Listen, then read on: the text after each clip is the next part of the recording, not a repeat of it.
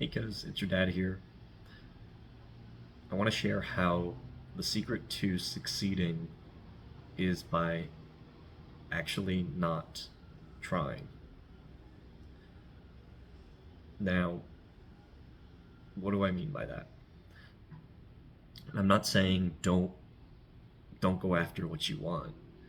Um, you can have big goals. Um, Become an astronaut, become the president.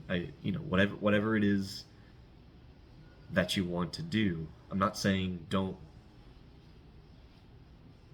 try to achieve a goal. It's the whole point of goals is you set something and then you go and work towards it. But what I'm saying is that when when you say something like, I want to become a rescue swimmer or I want to become the president, and you tie your self-worth to that goal, and that you're not where you want to be in your life until you achieve that thing. That is where it can become a problem, because then you'll begin to force life to go in a specific direction rather than allowing life to unfold in that direction.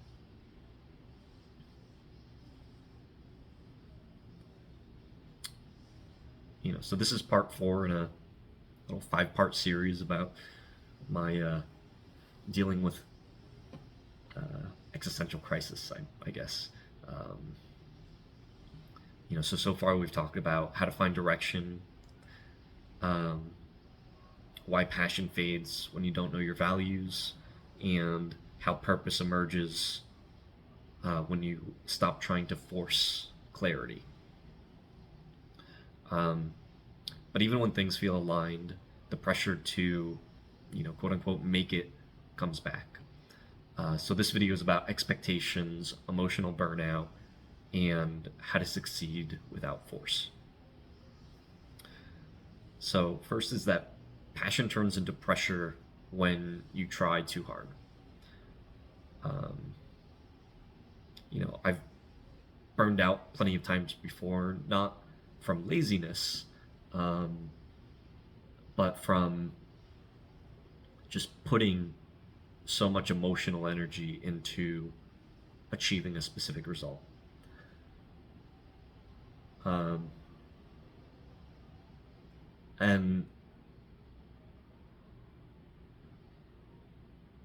and something that was a passion starts to become uh, too much, that leads to burnout when it's also not aligned with your values. That's more of an emotional burnout, because you keep doing something even if your body's telling you like, whoa, like I need to stop doing this, I need to slow down, like I can't keep this. It's why, like, now, like, if there's certain things that I can't I physically can't feel like I can do anymore, because I've just weathered so much in that particular area in the past that there's such a resistance to it. Um, and it hurts, because it's like that might be something that you really loved, you really cared about. You put all your effort and energy into this thing, but if you just go at it for so long, it's like it's grinding down to the bone, and then just anytime you touch it or think about it, it hurts. Um, and I've gotten to that point before, um, and started to recognize when I can find myself getting back into that place. You know, and it's very easy for me to, when I'm passionate about something, to really dive in. Like, creating all the spreadsheets. I'm creating the formulas. Um, I mean, that's what I've been doing with trading. Like I've been creating like trade calculators, trade journals, a system for how I'm processing and journaling, and creating all of these different documents of different types of trade setups and different, setups and entries, and consuming all this information and building things because I really enjoy it. Um, but the problem again becomes when you start working and you're doing all these things, and then you set this expectation of, it's like, well, I've done all this work, but I'm not where I want to be, and that's where a problem can be, where it's like, well, if you're doing all this work and you're not where you want to be, and you're doing something that you don't, again, it's going maybe against your values, then that's where it could be like, well, why am I doing all of this work to achieve a result that I set as a goal, but is that really what I want? And again, that's why it's like I've been saying all of these lessons kind of build on top of each other, because if you don't have your values, then, and really understand them, like feel them, it's very easy to create goals that are baseless. They're just made up. It's a fugazi, as they say. Um, another problem with achieving, um, success is, there's this quote, from one of my favorite books called Infinite Jest. It's by David Foster Wallace. Um, and one of the quotes is, "What fire dies when you feed it. What fire dies when you feed it." And when I heard that, I think of this flame, um, that expands, and when it starts to contract, you still have this burn mark around. And you could keep feeding that fire, but it keeps on growing bigger and it keeps requiring more in order to sustain it. And as soon as it shrinks, then you're looking at the outer burn mark, that ring, and you're saying, well, I'm here now, but I used to be there. I've made seven figures. I've, I've, I've, was spending tens of thousands of dollars a month, thousands of dollars a day on ads. I was paying for, six-figure consulting. I was doing these massive these really big real estate deals, and all of these things. And it's very easy to say, well, I was there before, I'm not there now, which means I'm lesser than what I used to be. And that can, if you tie your identity to results, then there's always more that you can achieve, and there's always going to be somebody more that's doing more. I spent a lot of time in the past comparing and saying, well, these people have done it, these people have done it, these people don't work as hard as me, these people aren't as smart as me. I'm putting in all this effort, all this work, but I'm not achieving XYZ result. I'm not doing 100,000 a month consistently. I'm not doing $1 million consistently. I don't have the $10 million in sales. Whatever the next thing is.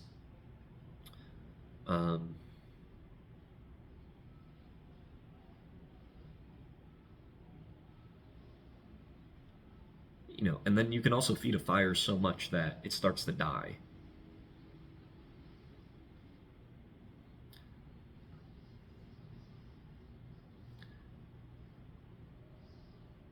And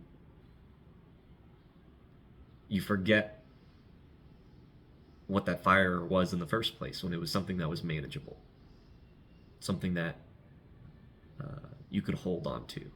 But then that fire just becomes this beast that is very uncontrollable, and it's just about getting more properties, making more sales, getting more investors, going to bigger conferences, getting more awards,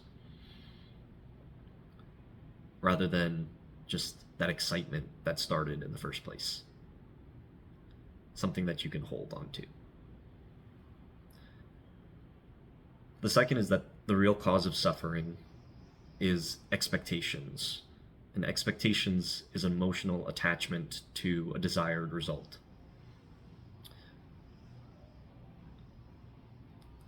You know, it comes from tying your worth to an outcome.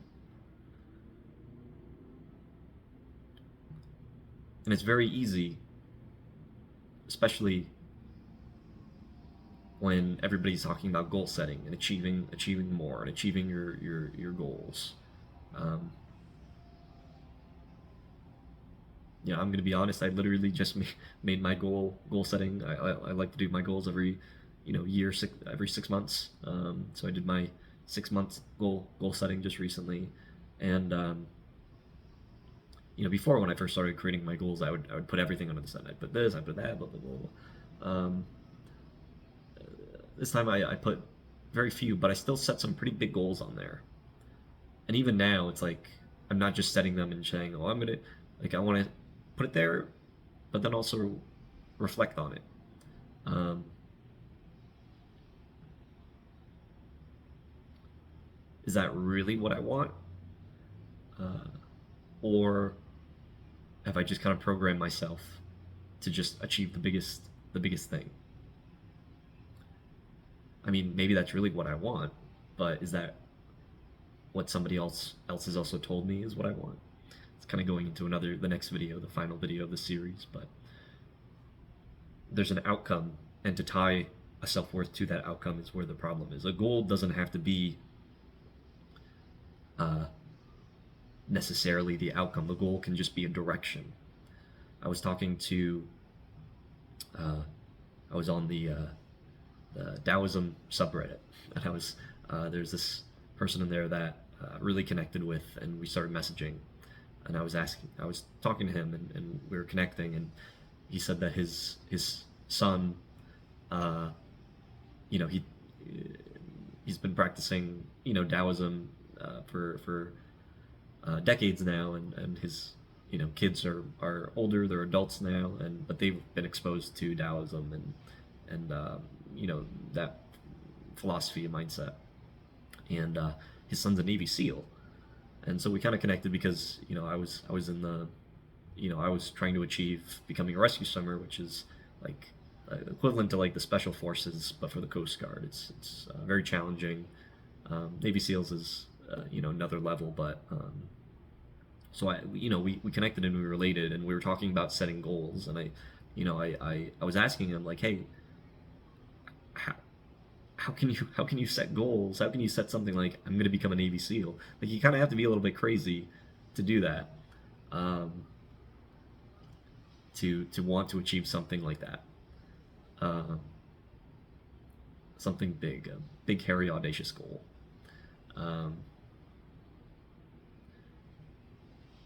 Yeah, and he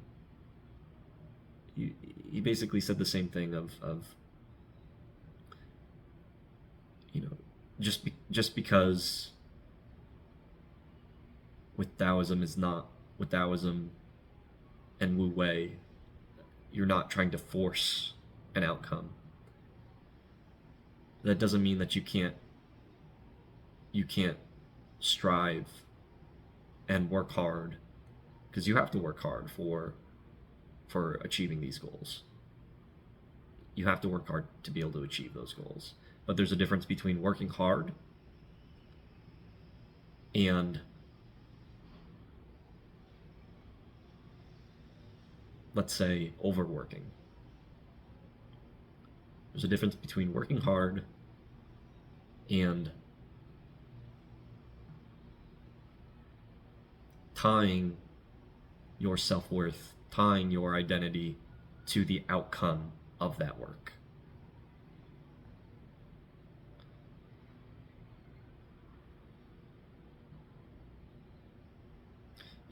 I would say things, and I still catch myself.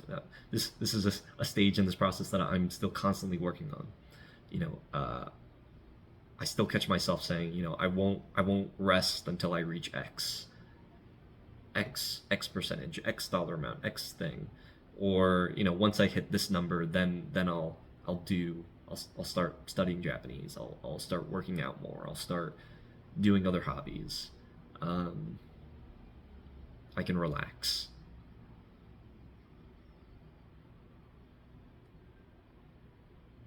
That's tough. I catch myself there often. You know, I believe a lot of it has to do with um, how I grew up. My dad wasn't a part of my life growing up. He was away in Japan, so I felt like I needed to work hard. So that way my I could have you know a family that didn't have to be separated because of that.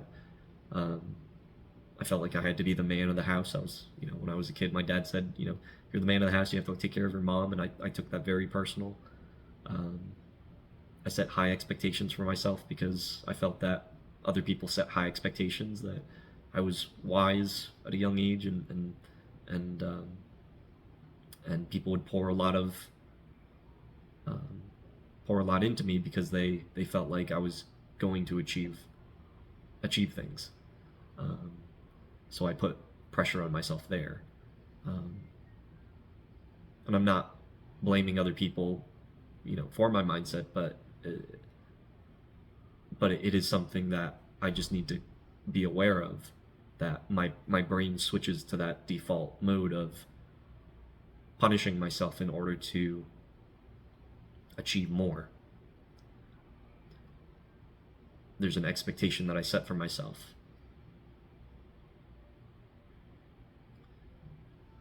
to the point where I'll kill myself to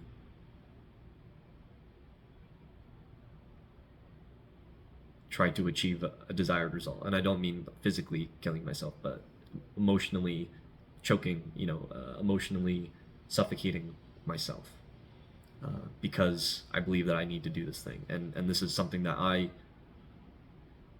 am working on in my life, so that way I can be more present, with you, my kids, uh, your mom, uh, my family.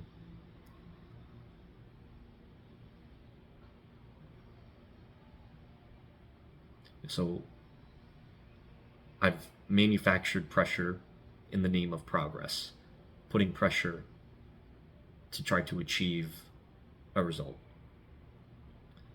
And like I said, I'm not coming and making this video as I have the answer, this is perfect, but this is what I'm doing to try to manage expectations.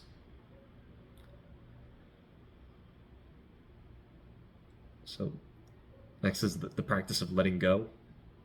Again, like I said, I haven't mastered this. Uh, you know, as a person that also likes to um, control things in my life, um, I've been trying to practice letting go.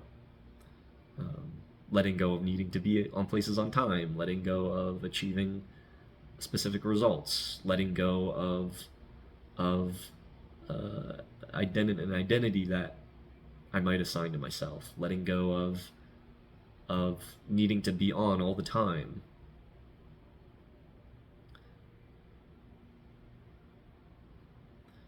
Like the Taoists say, uh, muddy water clears when you let it sit. So I try to sit more often on that urge rather than just act on it. Today, uh, I've just spent the whole day making videos for this series. To as much as I just want to keep working. I'm aware that it's like that's my tendency, but there's things that I want to do, and I want to make these videos for you guys while they're top of my mind, while I'm going through it, while I'm experiencing these things. I want to share that. Um,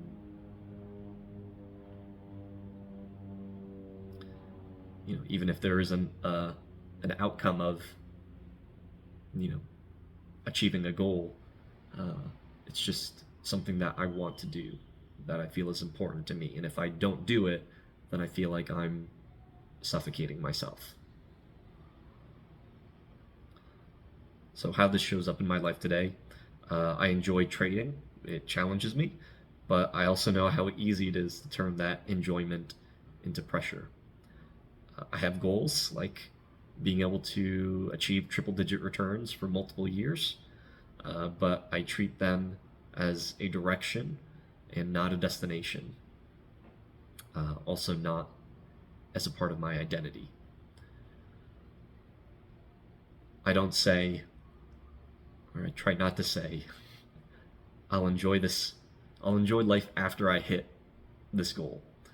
Uh, and I try to ask, how can I show up fully while still pursuing a goal? So, drive comes in different seasons. Um, and balance is one of my values. But there's been times where I've been very unbalanced, and I like to say, I say that I create imbalance in my life in a balanced way. And what do I mean by that? Before I was working a full time job, and I was very imbalanced. I was working all day at my job. I was working on the business while at my job, as much as possible, and then I'd come home and then I'd just keep on working on the business all day, all night, and I would spend time with your mom for dinner, and then the weekends I would usually go for a walk or we'd do something, but I was still always working, and I did that for basically 10 years. Um, and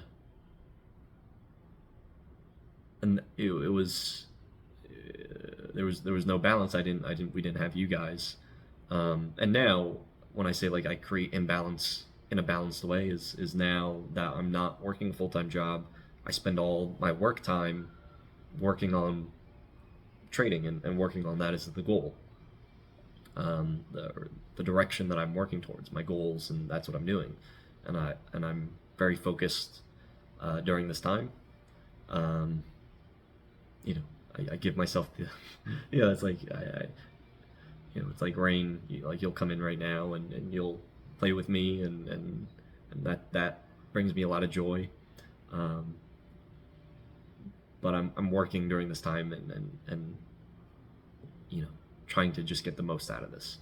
Um, but when I stop for the most part. I just stop, and I spend that time after 5 o'clock. I shut the computer, and it's just meant for you. 4 or 5. Sometimes I like to try to get off early, um, just so I can spend more time with you and your mom.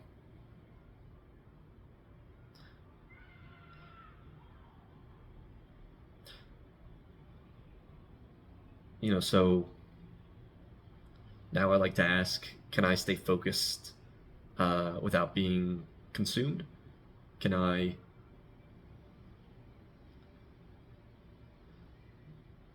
push without tying my my self worth to that push? Like I said before, it's very easy for me to push myself to the point uh, where it's uncomfortable, where it's painful, and to push down that pain through my work,